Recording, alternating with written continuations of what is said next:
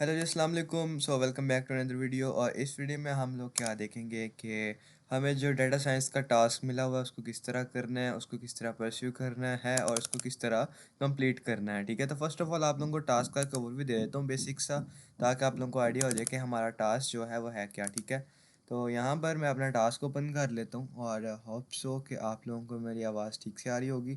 अच्छा, तो सबसे पहले आपने ये करना है setting setting up the Python environment. ठीक है, जो कि आप लोग कर चुके होंगे लास्ट सेमेस्टर्स में। ठीक है, उसमें आपने ये करना होता है कि जुपिटर नोटबुक के ऊपर काम करना है और नेसेसरी लाइब्रेरीज को इंस्टॉल करना है, जो कि बहुत ही ईजी काम है। ठीक है, इंस्टॉलेशन लिखना था, यहाँ पे इंपोर्ट लिखा हुआ है। ठीक है, उसके बाद आपने ये करना है कि डाटा सेट को एक्सप्लोर करना सीखना है कि डाटा सेट क्या होता है, और उसके ऊपर ये चीज़ें जो भी आपने लिखी हैं हम इन चीज़ों को साथ साथ देखेंगे। फिर डाटा कलेक्शन आपने देखनी है, उसकी प्री प्रोसेसिंग देखनी है, ये सारी चीज़ें, missing values, remove duplicates, handle categorical values and perform feature scaling. ठीक है, house pricing and health care उसकी एग्जाम्पल दी है उसने। ठीक है, ये सारा काम हम करेंगे। स्क्रैपिंग का काम उसने बोला हुआ है, ये करेंगे हम लोग, इसको देखेंगे। और न्यूज़पेपर उसने रीड करने का बोला हुआ है, from tables, C S files and Excel and SQL files. ठीक है, उसके बाद ईडीए परफॉर्म करने का बोला हुआ है। ईडीए में हम क्या करते हैं कि डाटा को रीड करते हैं, फिर इसको विजुलाइज करते हैं using our two main libraries, जो कि एक सीबोन है और एक मैट प्लॉट लाइब्रेरी जो है, मैट प्लॉट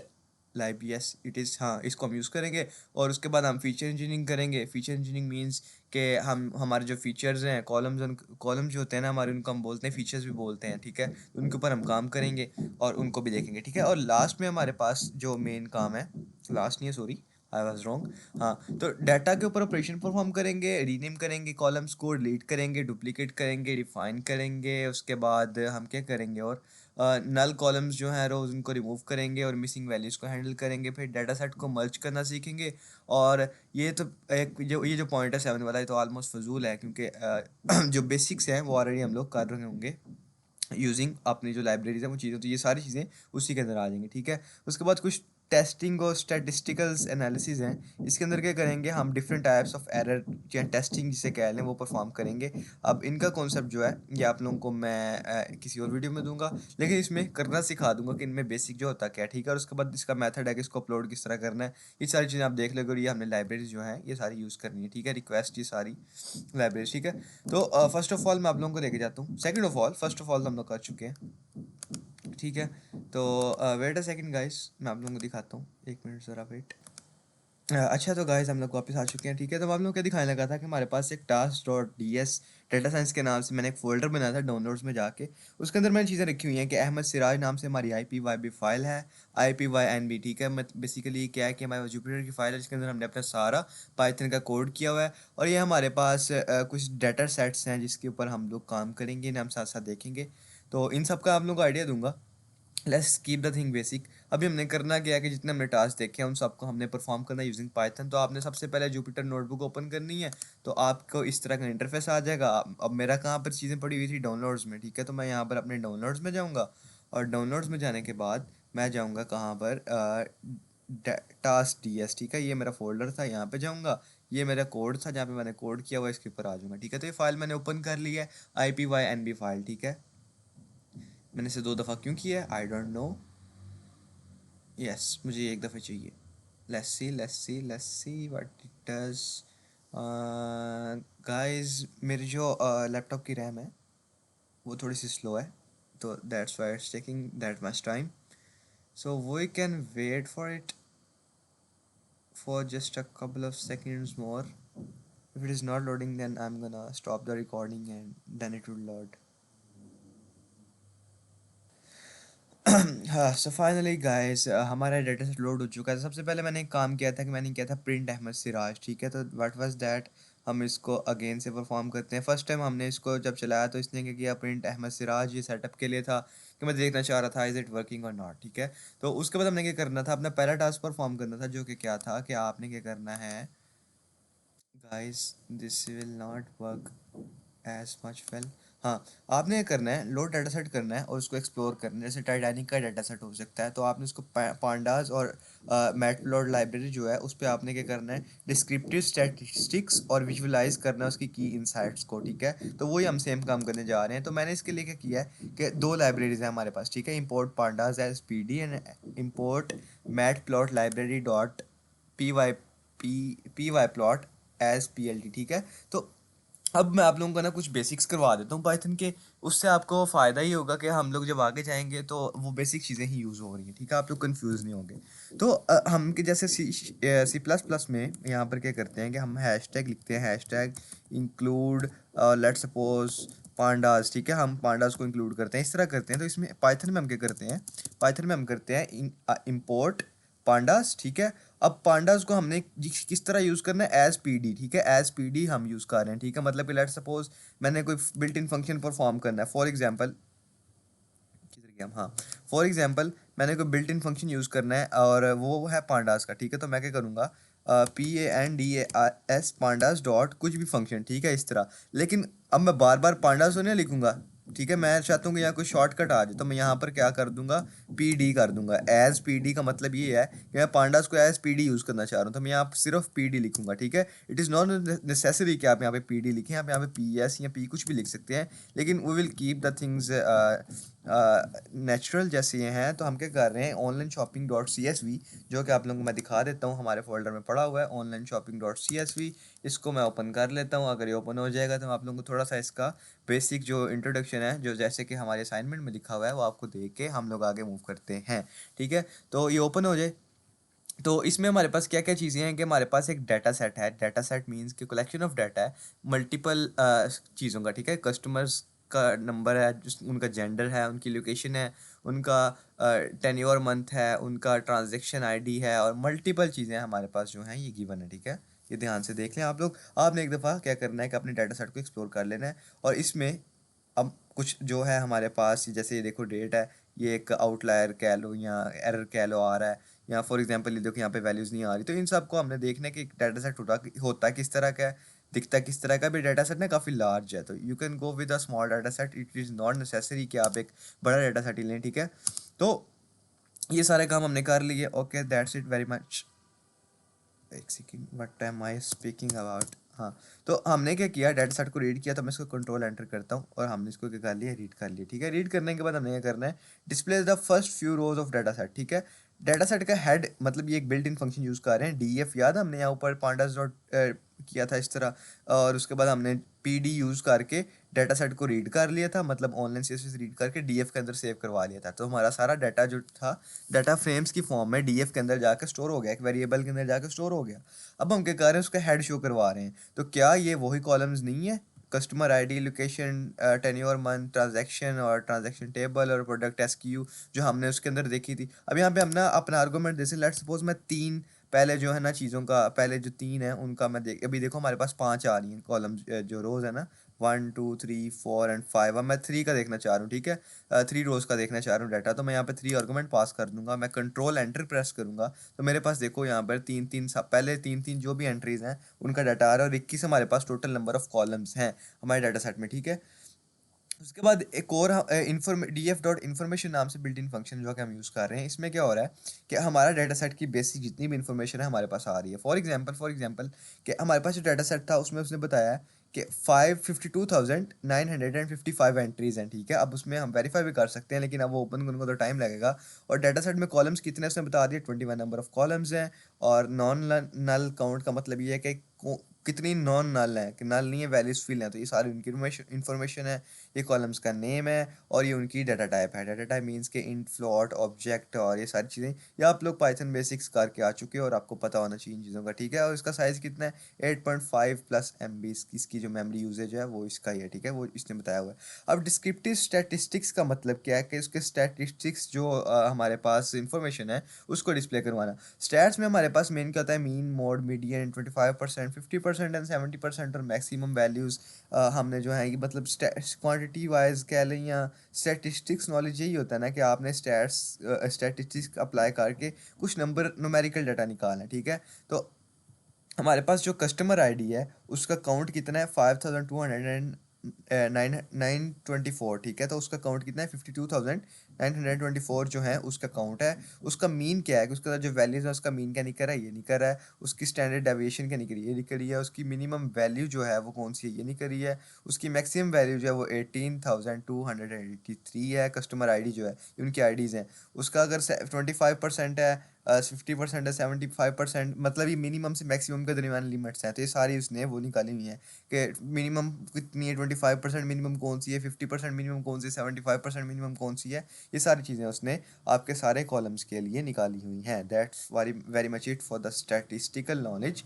उसके बाद आप क्या कर रहे हो कि मिसिंग वैल्यूज़ चेक कर रहे हो कि कितने कॉलम्स में मिसिंग वैल्यूज़ हैं। उसके लिए आपके कर आपको पता है डीएफ में आपका सारा स्टोर है। आपके जो कॉलम्स हैं और इस नल का फंक्शन और उनको सम करके कि जितने नल हैं उन सबको सम करके हमें डाटा फ्रेम के बता दो कि कितनी वैल्यूज़ नल हैं। तो उसने सारे कॉलम्स की जो करस्पॉन्डिंग उसमें नल वैल्यूज़ पड़ी हुई हैं वो सारी उसने हमें डिस्प्ले करवा दी, ठीक है। अब विजुअल इंसाइट्स क्या हैं, विजुअल इंसाइट्स ये है कि किसी भी चीज़ को ग्राफ्स के फॉर्म में, पाई चार्ट्स के फॉर्म में या हीट मैप के फॉर्म में डिस्प्ले करवाना। तो हम उस चीज़ को देखते हैं इसमें। अब हमारे पास जो है टोटल बन इसने जो ये आर्गूमेंट्स दिए हुए हैं बिन्स 15 और फिगर साइज, ठीक है। ये बिन्स 15 तो बाय डिफ़ॉल्ट आर्गूमेंट है, इसको आप इग्नोर करें, ठीक है। फिगर साइज मीन्स 1510, तो 1510 जो है इसका साइज़ है। इसको आप इंक्रीज़ भी कर सकते हो, ट्राई कर सकते हो। ये उसने क्या किया हमें दिया हुआ, ठीक है। और प्लॉट डॉट सब टाइटल उसने बोला कि प्लॉट हमने करना। अच्छा, अब ये जो हम प्लॉट वाला काम कर रहे हैं ना, ये मेट प्लॉट लाइब्रेरी जो है ना हमारी, उससे हम कर रहे हैं, ठीक है। जो सेकंड लाइब्रेरी हमने ऊपर इंपोर्ट की थी, ठीक है, उससे कर रहे हैं। तो उससे ये क्या होगा, हिस्टोग्राम ऑफ न्यूमेरिकल फीचर्स, ये उसका टाइटल हो गया, ये जो लिखा हुआ आ रहा है। और ये नीचे हमारे पास उसकी पिक्चर आ गई कि हमारे पास जो ट्रांजेक्शन आईडी है, ये सारी उसकी क्वांटिटी है, क्वांटिटी कितनी है, उसके बाद एवरेज एज कितनी है, फिर उसके बाद मतलब 10 बंदों की जिनकी एज 10 है, 10 और मंथ, सॉरी एक सेकंड, ये एवरेज प्राइस।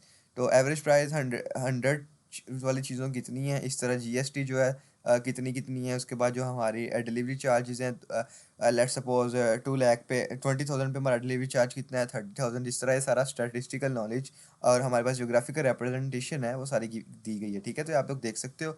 और ये हमारे पास 15 हैं, 12 और 12 आई थिंक, ठीक है। ये 12 ग्राफ्स हैं। उसके बाद आज हमारे पास ये टास्क जो है फर्स्ट वाला कंप्लीट हो चुका है, ठीक है। सेकंड टास्क की तरफ चलते हैं। उसमें क्या है कि हमारे पास data collection and preprocessing का काम है। Data collection is a very important thing. Data collect हम कहाँ से करते हैं, थ्रू डिफरेंट साइट्स करते हैं। थ्रू हम कर सकते हैं अपने जो सर्वेज हैं उनके थ्रू, उसके बाद गूगल फॉर्म्स के थ्रू, मल्टीपल चीज़ों के थ्रू डाटा हम कलेक्ट कर सकते हैं। सर्वेज करके, लोगों से बात करके, इंटरव्यूज लेके, ये मेथड्स आप लोग पीछे पढ़ के आ चुके हैं, ठीक है। तो डाटा कलेक्शन से क्या बोला कि स्क्रैप डाटा फ्रॉम वेबसाइट, मतलब कि किसी वेबसाइट से, ज़ाहिर बात है आपने HTML CSS पढ़ी हुई है, उसमें पढ़ा होगा कि आप टेबल्स बनाते हो, आप क्या करते हो, आप डिफरेंट टेबल्स में डाटा रखते हो और डिफरेंट टैग्स में डाटा रखते हो। तो आपके पास एक लाइब्रेरी है ब्यूटीफुल सूप नाम की, जो कि क्या करती है, आपकी वेबसाइट पे जाती है यूजिंग रिक्वेस्ट, ठीक है। आप वेबसाइट को रिक्वेस्ट करते हो, रिक्वेस्ट लाइब्रेरी जो है उसको यूज़ करके और ब्यूटीफुल सूप को यूज़ करके कि हमें यहाँ से आपके टेबल्स और आपके हेडर्स का डाटा चाहिए, तो आपके कर सकते हो, वहाँ पे डाटा ला सकते हो। और उन डाटा को आप लोग टेबल्स की फॉर्म में या CSV फाइल फॉर्म में या किसी भी फॉर्म में आप लोग उसको सेव करवा सकते हो। So coming to the code part, हमने रिक्वेस्ट की लाइब्रेरी इंपोर्ट की। एज इसको हम एज आर ई भी कर सकते हैं, ठीक है। फिर हमें नीचे आर ई यूज़ करना पड़ेगा जहाँ जहाँ हमने रिक्वेस्ट यूज़ किया हुआ, ठीक है। फिर BS4 जो है इसको हम ब्यूटीफुल सोप की तरह जो है इंपोर्ट कर रहे हैं और हमने पांडास को दोबारा इंपोर्ट कर लिया है। अब मज़े की बात, हमने एक दफ़ा अगर इस कोड में पांडास को इंपोर्ट किया तो हमें दोबारा करने की ज़रूरत नहीं है, ठीक है। तो हमने क्या करना है सबसे पहले कि एक जो वेबसाइट है, फॉर एग्जांपल न्यूज़ वेबसाइट है, मैंने गूगल न्यूज़ की वेबसाइट जो है उसको ओपन किया है। तो उसमें हमने क्या करना है, उसका यूआरएल हमने देना है ब्यूटीफुल सोप को, और वह क्या करेगा, रिक्वेस्ट के थ्रू वहाँ जाएगा और उसके हेडलाइंस जो भी हम लोग यहाँ पे कोड लिखेंगे आपको समझाता हूँ। बड़ा इजी सीन है, कोई मुश्किल चीज़ नहीं। तो हमने क्या किया, एक यूआरएल दी है किसका, न्यूज़पेपर वाली वेबसाइट का। तो ब्यूटीफुल सोप क्या कर रहा है, वहाँ पे रिक्वेस्ट सेंड कर रहा है, ठीक है, यूआरएल के ऊपर कि मुझे क्या चाहिए, parse the page content. Parse कहते हैं डिवाइड करना, पेज के कंटेंट जो होता है, ज़ाहिर बात है HTML में है तो HTML को पार्स करेगा, ठीक है। HTML पार्सर देखा उसने यूज़ किया हुआ है। तो HTML को पार्स करेगा, पार्स करके क्या करेगा, रिस्पॉन्स डॉट कंटेंट में उसको सेव करवा देगा, ठीक है। फिर हेडलाइंस जो अरे उसने बनाई है उसके अंदर हेडलाइंस को डालता जाएगा, ठीक है। H2 टैग्स में उसने, मतलब हम यहाँ कोई भी टैग्स लगा सकते हैं। बेसिकली का H2 कोई स्टैंडर्ड होगा जिसके मुताबिक जो है हेडलाइंस जो है लिखी जाती होंगी किसी भी वेबसाइट के ऊपर, ठीक है। तो उसने एक फॉर लूप यूज़ करके, ब्यूटीफुल सूप यूज़ करके H2 टैग्स में जितने भी टाइटल हैं वो सारे कहाँ पर अपेंड कर दिए, अपेंड मीट ऐड करना, किस में ऐड कर दी हैं, हेडलाइंस के अंदर, ठीक है। और लास्ट में हमने क्या किया है, डीएफ न्यूज़ के अंदर वो सारी की सारी जितनी भी हमारी चीज़ें हेडलाइन में आई थी उसको हमने नए कॉलम बना के उसमें सेव कर दिया, ठीक है। और उसमें हम उसके बाद हमने उसको डिस्प्ले करवा दिया। तो बेसिकली एक्सट्रैक्ट नहीं कर पाए successfully, so there is no headlines, ठीक है। हमारी उसके हेडर्स के अंदर कोई हेडलाइंस नहीं आई, ठीक है, एम्प्टी डाटा फ्रेम्स, ठीक है।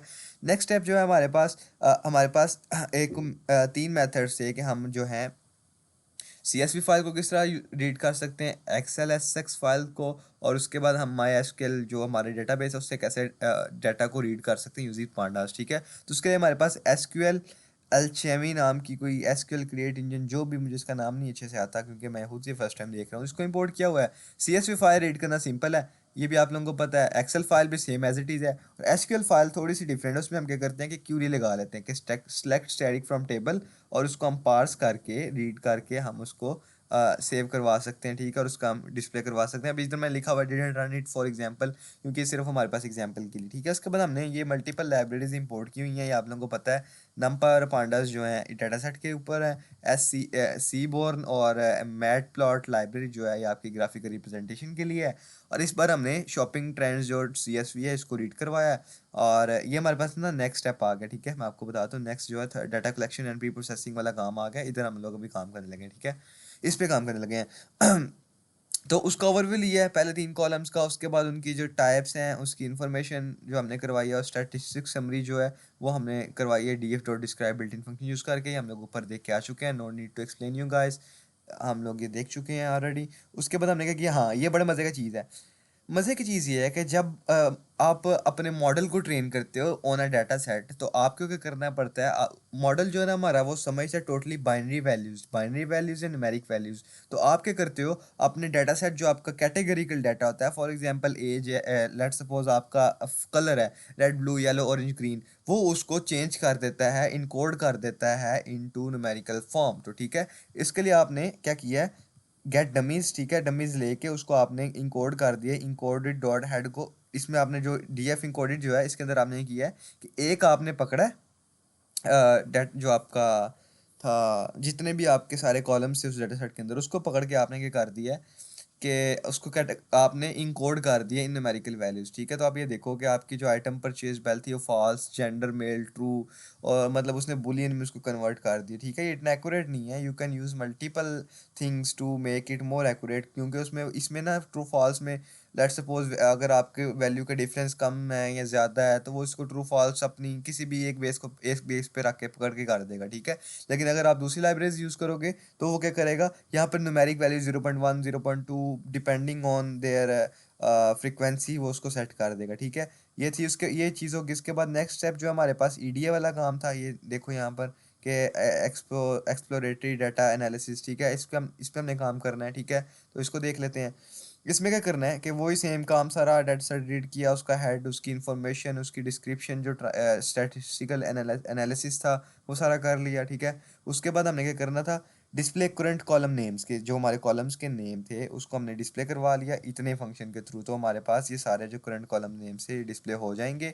और यहाँ पर हमने रीनेम कर दिया कॉलम्स के नेम को, आइटम परचेज को हमने कर दिया आइटम परचेज, मतलब उन्हें हमने कंबाइन करके लिख दिया थोड़े बेटर फॉर्म में, कैमल केस में। और हमने यहाँ पे प्रिंट करवा दिया कि रीनेम कॉलम नेम जो है वो पहले ये वाले थे, ठीक है, और इसको हमने चेंज कर दिया टू दिस, ठीक है।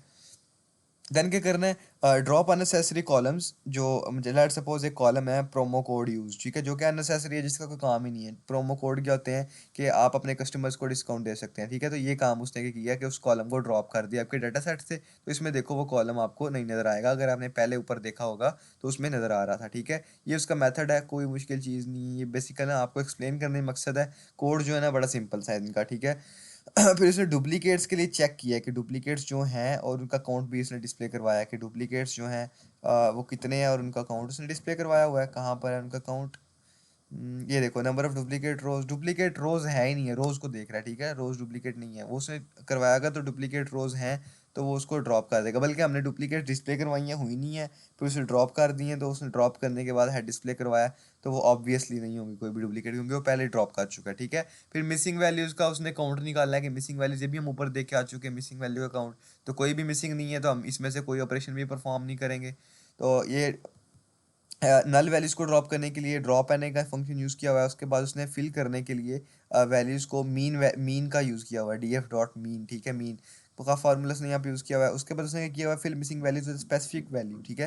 लेट्स सपोज आप किसी कैटेगरी को कुछ वैल्यू देना चाह रहे हो, ठीक है, तो वो आप कुछ भी वैल्यू अपनी मर्जी से, कलर, लेट्स सपोज कलर अगर कहीं पे आ रहा है, आप कलर की जगह कुछ चेंज करना चाह रहे हो, कि रेड आ रहा है तो रेड की जगह आप पिंक करना चाह रहे हो क्योंकि दोनों का शेड मैच होता है, तो आप यहाँ पर कर सकते हो अपनी मर्जी से, और उसके बाद उसको आप डिस्प्ले करवा सकते हो, दैट्स इट। उसके बाद क्या है, convert data type, for example आपने परचेज जो आपकी अमाउंट थी वो आपकी स्ट्रिंग में गिवन थी, तो आपने उसको न्यूमेरिक में कर लिया, पी डी टू न्यूमेरिक, और उसके बाद उसने डाटा फ्रेम जो आपका कॉलम था उसका नाम और उसका एरर, ठीक है, ये चीज़ें होगी। ये सारी चीज़ें बाकी जो हैं, convert categorical columns to category types, ठीक है, मतलब आप एक जो कैटेगरी है उससे मल्टीपल कैटेगरीज निकाल सकते हो, ठीक है, नथिंग स्पेशल अबाउट दैट, कुछ भी मुश्किल चीज़ नहीं है। अच्छा, ये बड़े मज़े की चीज़ है, ये आपका आ जाता है जो ना डिस्प्ले करवाना, आपके सारे जो भी आपका डाटा सेट है ना उसकी इन्फॉर्मेशन को डिस्प्ले करवाना, ठीक है।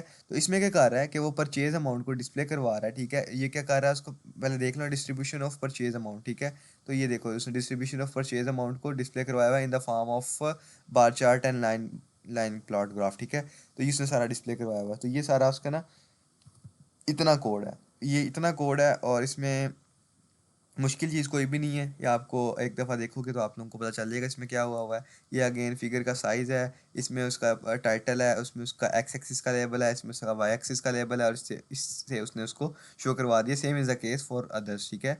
कोरिलेशन हीट मैप है, उसमें उसने अपने जो है कॉलम्स दिए हुए हैं, कोरिलेशन हीट मैप दिया हुआ है, सारे कॉलम्स दिए हुए हैं, ठीक है। उसे डी एफ डॉट कोरिलेशन, और सारे कॉलम्स उसने दे के उसका कोरिलेशन जो हीट मैप है वो बना दिया, ये इसको बोलते हैं हीट मैप। और अगर आपके सेंटर वाली वैल्यू सारी बना आ रही हैं तो डैट मीन्स आपके आउटलायर्स नहीं है आपके डाटा सेट के अंदर, ठीक है, ये हो गया। और उसके बाद आपका है क्या है जी, count plot of category, category के काउंट प्लॉट है, where is the count plot, ये उसका कैटेगरी काउंट प्लॉट है कि कितने काउंट है, एसेसरीज 1250 हैं, क्लॉथिंग 1750 हैं, आइटम्स का उसने बेसिकली किया हुआ, ठीक है। उसके बाद क्या है जी, create a sample data frame for merging, ठीक है। अब उसने क्या किया है कि सैम्पल डाटा फ्रेम उसने को बना दिया है और उसको उसने मर्ज किया, मतलब क्या है कि अगर आप कोई नई कॉलम बनाते हो और उसको आपने मर्ज करना है तो ये उसमें काम आएगा, ठीक है, बस उसमें और कोई काम नहीं है।